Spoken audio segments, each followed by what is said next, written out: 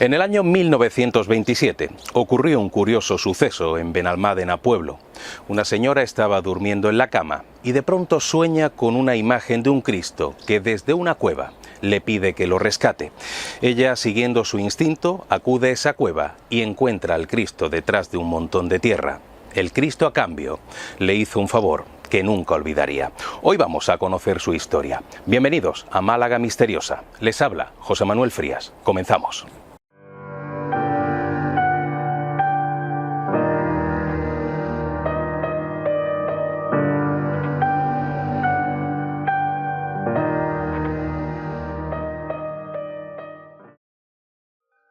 La clarividencia es la capacidad de acceder a información sin el uso de los sentidos convencionales. Saber qué está pasando en otro lugar sin estar allí. Aunque este don aún no ha sido respaldado por pruebas científicas, no cabe duda de su existencia. Son muchas las personas que en mayor o menor grado reciben imágenes, sonidos o sensaciones que les hacen conocer detalles que físicamente no están a su alcance.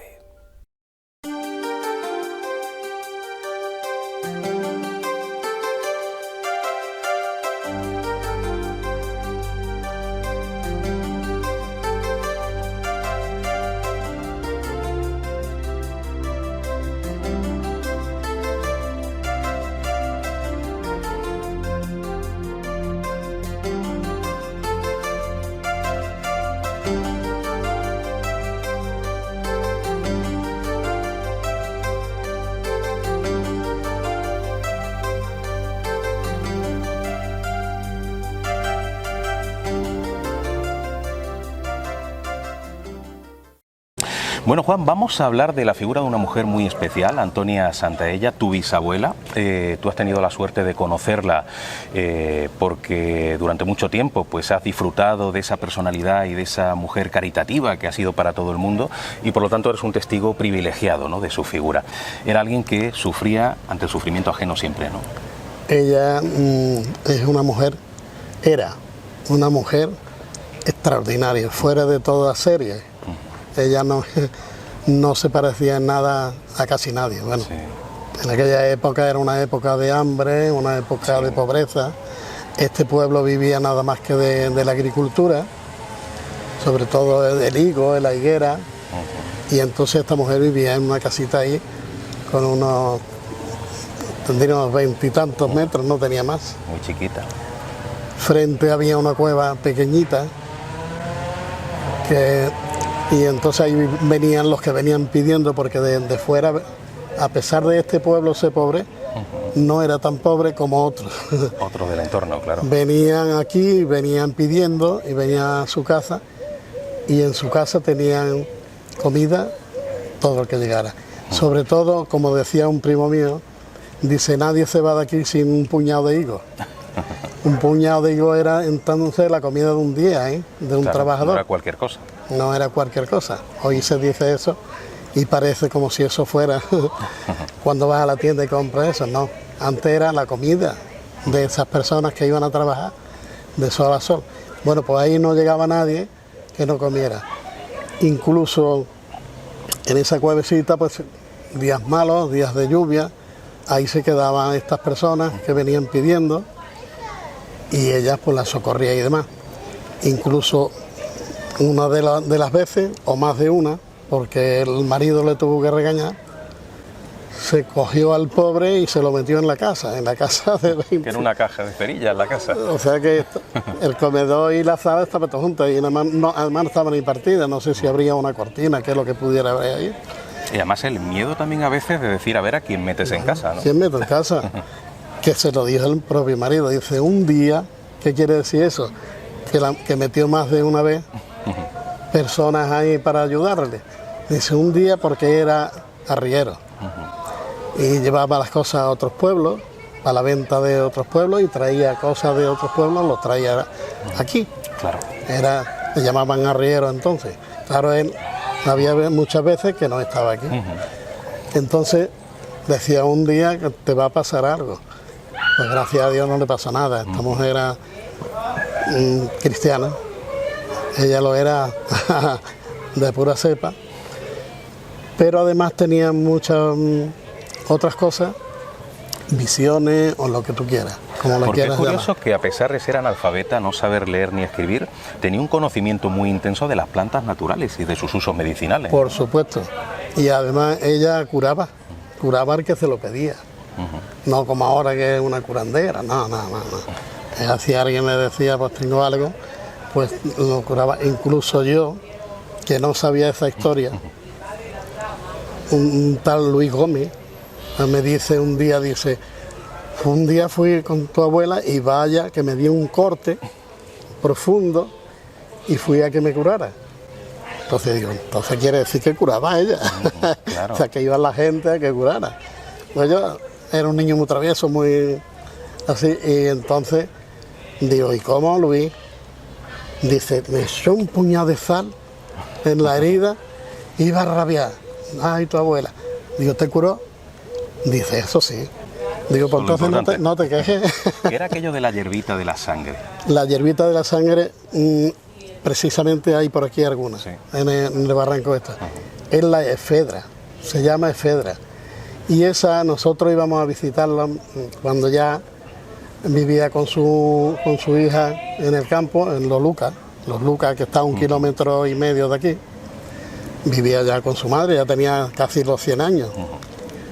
Entonces nosotros, mi primo Juan y yo, Juan Soto, íbamos a verla, unos niños con 5, 6 años, 7, que fuéramos a ver a una vieja para que nos contara historias, pues no era lo más normal. Bueno, señal de que las historias eran interesantes, ¿no? Uy, que si la era.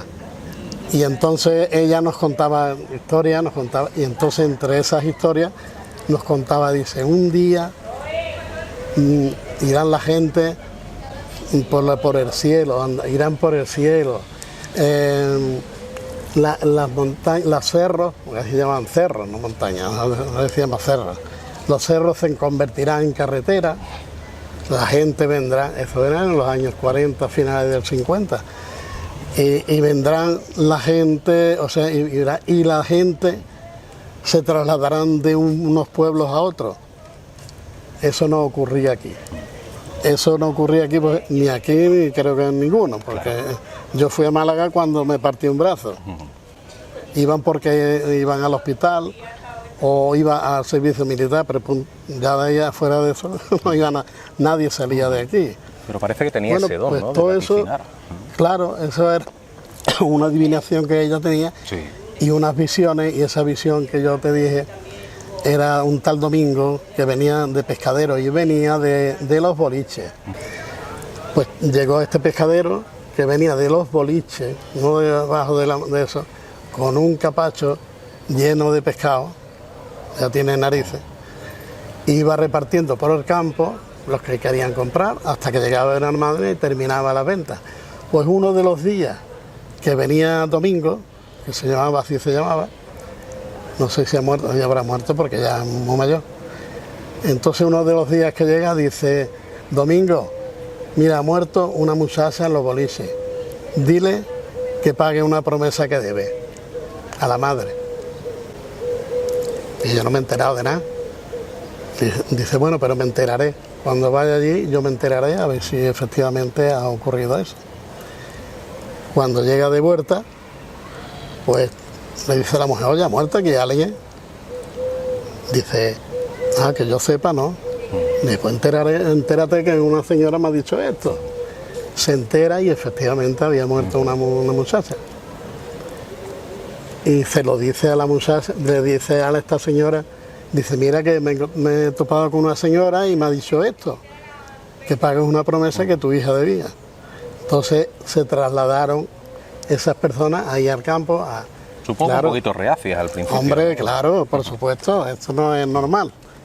Y se vienen ahí y le preguntan, bueno, ¿y cómo iba amortajada? Porque antes se vestía con las mejores galas al muerto, con lo mejor que tenía, la vestía y tal. Y la quiso poner a prueba. Claro, y le dice que de qué forma iba vestida. Bueno, pues le dijo cómo iba vestida. Y yo, eso se me ha quedado a mí, creo que era de azul. Y se me ha quedado, no sé por qué, pero se me ha quedado, dice. Entonces ya la mujer se quedó le haría alguna otra prueba, preguntaría, Seguro. pero la mujer ya se quedó y cumpliría su promesa. Bueno. Y en cuanto a lo de Benalmádena, pues aquí hacían el paso todos los años y ella, claro, vivía en el campo, entonces no había esa carretera, era un camino de pedregar, de pasar los burros y las personas, pero era un camino. El paso, por cierto, para el que no lo sepa, representación de la vida de Jesús de Nazaret, ¿no? Con actores, con actrices, Eso era aquí, locales. todos los años, o casi todos los años, claro, claro. Entonces le dice la hija, mamá, vente. Y le dijo que no. Dice, no, mira, yo no tengo ganas. Y vosotros, que yo no, ay, que ve, no he venido. Que no tengo ganas de ir. O sea que se quedó allí. Porque ella no perdió la cabeza nunca, ¿eh? Ni con 100 años, ni fue un médico. Ella se curaba sola. El médico que la vio fue cuando murió, porque le llamaron para que certificara su muerte. Bueno, el caso es que vino la hija y cuando regresa, ella decía mamá, mamá, hay que ver que no has venido con lo bonito que has estado, porque antes le llamaban mucho la atención pues los trajes que llevaban, la vestimenta que llevaban de lo que era la representación. Y dice, no, hija, si yo lo he visto. Pero ¿cómo que la has visto? Entonces la hija la ponía a prueba a ella. ¿Cómo iba fulano vestido? Pues iba de esta forma, de esta y de esta. ¿Y cómo iba la otra? Pues de esta, de esta, de esta, de esta. O sea, desde una distancia kilométrica había visto cómo se había producido ya lo la había visto celebración en su mente, la había visto. Claro que la había visto perfectamente. Entre eso, cuando ya se trasladaron aquí a Benalmádena, porque vendieron esa finca, sí. Eso lo recuerdo yo, pues murió un hombre en la calle Churre. Y viene la hija, mira, ha muerto fulano, yo creo que era, no voy a decir el nombre porque me vaya a equivocar. Vale. No el nombre, como nos llamábamos nosotros, que siempre teníamos un mote. Un apodo. Un Claro. apodo. Sí. Y dice, sí, ha venido a despedirse de mí. Otra prueba que le dice la hija, ¿y cómo iba vestida? Hasta la hija se asombraba de lo que la madre decía. Y pues, iba vestida, eso sí me acuerdo perfectamente, un traje gris y con rayas negras. ¿Lo clavó? El traje, lo clavó. De esas y como esas, después, eso no lo he contado, pero me parece que no lo quiero contar. ¿Por qué? No sé, porque es muy... ¿Personal? Eso lo presencié yo. Entonces, más importante todavía, que lo cuentes. Yo y mi primo. Estando con ella, sí. Una de las veces que bajamos a hablar con ella, dice, hay que ver que hay una familia ahí que han muerto en Melilla. Ahí cayéndole todo y ella rezaba por esa familia. Sí. Todos los días, eso se lo dije a mi madre, se lo sabía, yo creo que lo sabía, pero muchas de las familias pasaban del tema, ¿no? Pero esto ya es eso era delante de mí. Y dice, cuando pasó, íbamos, hay que ver que continúan ahí, y ella, pues, sus rezos, sus cosas, y cuando pasó 3 meses, dice, ay, ya no está, gracias a Dios, ya no está. Desapareció ya, no se habló de este caso más. Ese no lo he contado. Claro. Lo he contado por lo extraordinario, pero vaya. O sea, ya estaba teniendo una visión extraña, digamos, ¿no? No, ya lo veía perfectamente. Dice que era un matrimonio y una niña. O sea, mueren en Melilla, ella desde aquí está contemplando que ellos están ahí familia. Como para pasar de un paso a otro. Digo yo, que sería eso.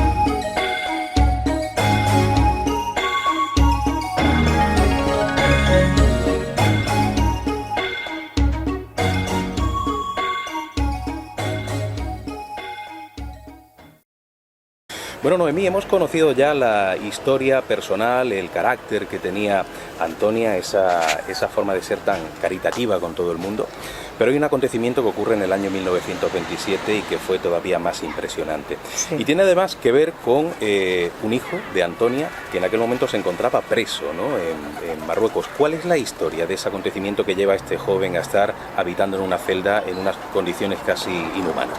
Sí, pues mira, este joven, como tú bien dices, es su hijo y vive en Melilla pues desde hace mucho tiempo.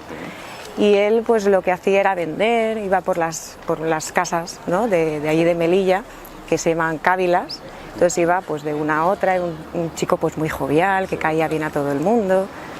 Y bueno, pues entonces le avisaron un día, le dijeron, mira, esta noche va a haber una emboscada. Pilló pues cuando era pues la guerra del Rif, sí, por aquellos años y tal. Y bueno, pues solían haber conflictos, pero él, como no se metía con nadie, pues como que... Pensaba que eso no iba a venir, ¿no? Sí, exactamente. Él pensó que no le iban a hacer nada. Entonces fue esa noche y es cuando le cogieron preso. Y estuvo ahí, creo que 4 años. 4 años. Me dijo mi abuela que 4 años en esa celda. Y unas condiciones infrahumanas. Decía incluso que la alimentación era tan mala que si entraba un pájaro se lo comía. Sí, comían de todo. Lo que fuera, ¿no? Comían insectos, toda clase de... Bueno, lo que se encontraban. Incluso no les dejaban ni orinarse encima. Ni siquiera, ¿no? Además, creo que decían que no se podían dormir todos en el suelo porque no cabían, lo tenían que hacer casi por partes, ¿no? Primero unos y luego otros, ¿no? Pero bueno, se las ingenió para poderle enviar una carta a su madre. O sea, que su madre sabía que él se encontraba preso ahí en Melilla. Entonces, bueno, pues ella pues sufría mucho. Pues imagínate, ¿no? Bueno, vemos por lo tanto a este joven, Manuel Martín Santaella, si no me equivoco, preso en esa celda, 4 años en esas condiciones horribles. Sí. Y su madre, Antonia, una noche tiene un sueño muy, muy extraño. ¿Qué es exactamente lo que ve? Sí, ella vivía con su hija menor, ¿vale? Y bueno, parece ser que dormían juntas en la misma cama incluso. Dolores se llama la chica. Y entonces, bueno, pues estaban ahí las dos y de repente por la noche, pues ella tiene un sueño. Un Cristo le dice que le saque, él está enterrado en esta cueva. Ella intuye que ese Cristo, en ese sueño, sí, en esa se le aparece en la cueva diciéndole, si me sacas, saco a tu hijo. Así de claro. Entonces ella se despierta, sobresaltada, despierta a su hija porque, claro, es como que, mira lo que he soñado, Dolores, dice, anda, Dolores, dice, mira, esto son ensoñaciones tuyas. Dice, venga, y se vuelve a dormir. Y vuelve a soñar exactamente lo mismo. Y el Cristo le dice lo mismo también. Sácame, si me sacas, saco a tu hijo. Bueno, entonces la vuelve a despertar, mira Dolores, que es que lo he vuelto a soñar esto, ¿no? Y dice, anda mamá, hoy no me vas a dejar dormir. Venga, va, quédate dormida y a mí no me molestes más. Y se volvió a dormir. Volvió a soñar lo mismo por 3.ª vez y ya dijo, mira, ya no aviso a nadie, yo me voy porque encima me van a decir qué tal. Sí, sin que nadie la vea. Se cogió un pequeño pico, un escardillo que me dijo mi abuela, pequeño escardillo, se vino para acá. Ella vivía en esta calle subiendo para arriba. Enfrente de su casa había una cueva también más pequeña, que es donde seguramente explicaba mi tío, ¿no? Que acogía mucha gente, que se quedaba por allí, ¿no? A dormir al raso. Y nada, entonces ella intuyó y bajó y ya vino para acá. No era exactamente en esta altura, sino porque, claro, la cueva esta la han reformado, sino que la cueva estaba más hacia abajo y quizá no era exactamente aquí, sino que, bueno, pero vamos, por la zona más o menos aproximadamente. Y ella, pues cuando llegó aquí ya intuyó dónde, que vino para acá y empezó a cavar. Y empezó a cavar y ve un piquito saliendo. Y entonces, bueno, pues sigue cavando y entonces lo saca el Cristo. Un Cristo con los brazos cortados y las piernas cortadas.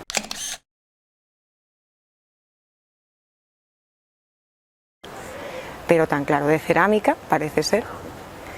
Y se queda, pues, imagínate. O sea, sueña 3 veces que le pasa, o sea, que un Cristo le dice que le saque, va al sitio, tiene la intuición de qué tal, Y ahí la está. prueba de que el sueño no había sido un sueño, había sido algo más, porque esa información... Exactamente, o sea, eso ya es un milagro, o sea, quiero decir, es una cosa que es, mira, los pelos de punta, ¿eh? Antonia cumplió su parte, que era sacar al Cristo. ¿Cumplió el Cristo la suya? Exactamente. Al tercer día llaman a la puerta de Antonia y le dicen, mira, tu hijo está en el puerto de Málaga. Dicen, nada, ya lo tienes aquí. Y vino el hijo en unas condiciones, pues imaginaos, ¿no?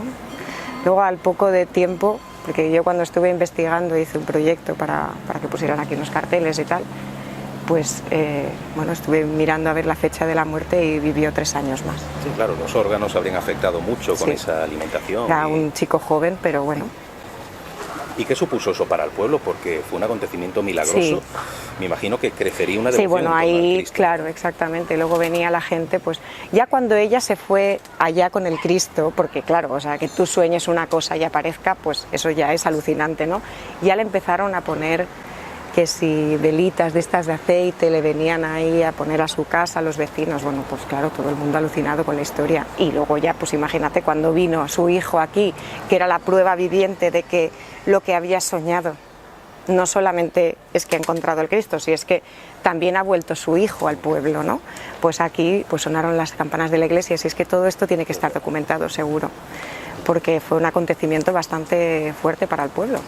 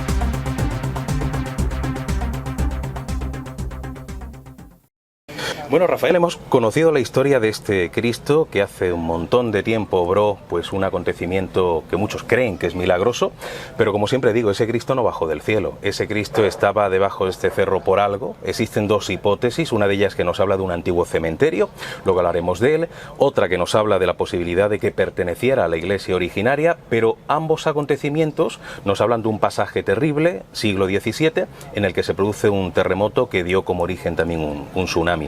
¿Me puedes contar un poquito la historia de aquel acontecimiento que, por lo que entiendo, se tragó casi Benalmádena por completo? Bien, pues el Cristo, hay otra hipótesis, obviamente, de cómo llega ese Cristo allí, porque ese es un Cristo, digamos, pues, iba a decir de carne y hueso, pero no, es un Cristo pues que debió estar antes en un lugar, ¿no? Expuesto. ¿Y dónde mejor que en la iglesia?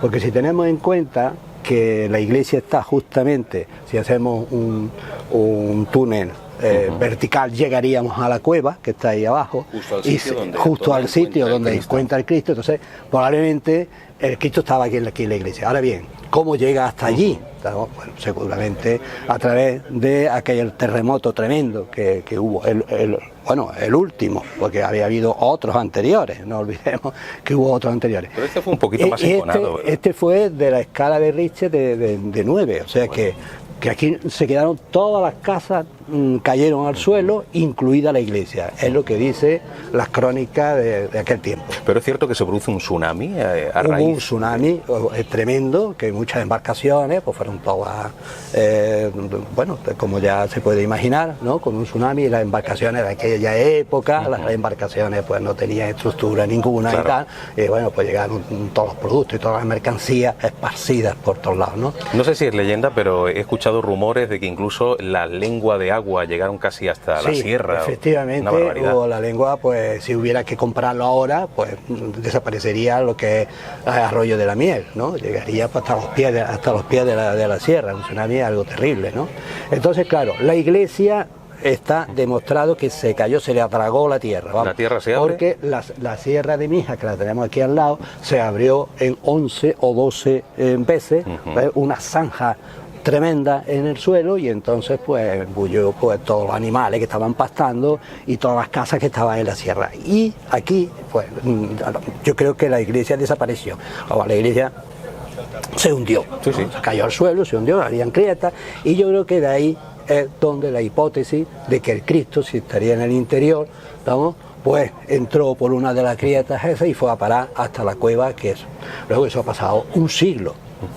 No, un siglo desde que se descubrió, ¿no? Sí. Anteriormente eso fue en el 1680, bueno, pues, cuando se produce el terremoto. Cuando se produce el terremoto, pues claro, entonces todo este tiempo es posible que se haya movido, ¿no?, hasta que se ha situado donde Antonia lo descubrió, ¿no? Sí, es la hipótesis más lógica. Porque lo que es la tierra se traga todo el contenido, se tragarían los bancos, las imágenes. Yo entiendo de que hay más historia. Si hubiera oportunidad de excavar aquí y ver lo que hay aquí en el subsuelo, pues seguramente nos encontraríamos más elementos de la iglesia, ¿no? Seguramente es que vamos, seguro, ¿no? Bueno, apareció ese Cristo, ¿no? Y además también tiene cierto parecido con el Cristo que hay actualmente en la iglesia, ¿no? O sea, que es un Cristo yacente, ¿no? Y a mí me recuerda mucho, cuando yo veo el Cristo de la iglesia, me recuerdo al Cristo, al Cristo de la cueva del cuerpo, porque tiene cierto parecido, ¿no? Lo mismo lo reproducieron y intentaron hacer otro similar, y tal, y eso ha venido porque esta iglesia es muy antigua. Claro. El edificio más antiguo de Benalmádena es la iglesia que tenemos de Santo Domingo. De ser así, no es cualquier cosa, porque hablamos de que la provincia de Málaga, buena parte de las imágenes que tenemos son réplicas porque fueron destruidas por la guerra civil, quema de iglesias del 31, y este sería un Cristo, por lo tanto, que tendría casi 400 años de antigüedad, ¿no? Pues fíjate.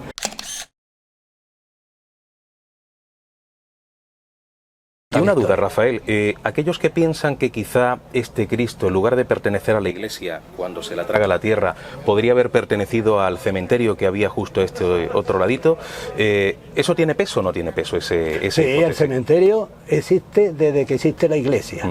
¿Vamos? Los inicios de Benalmádena. Bueno, exactamente, la Benalmádena cristiana, después de la Reconquista, pues los cementerios estaban al lado de las iglesias. Vamos, eso es algo notable en todos los sitios, ¿no?